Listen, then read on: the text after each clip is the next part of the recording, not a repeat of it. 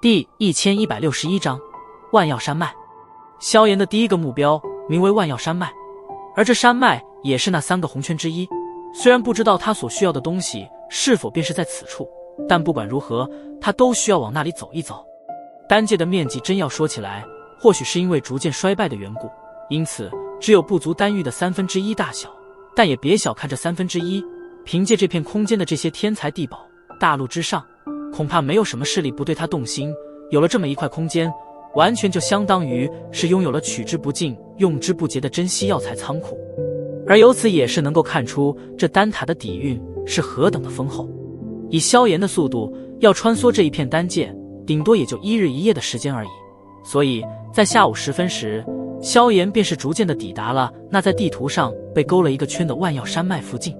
这一路而来，萧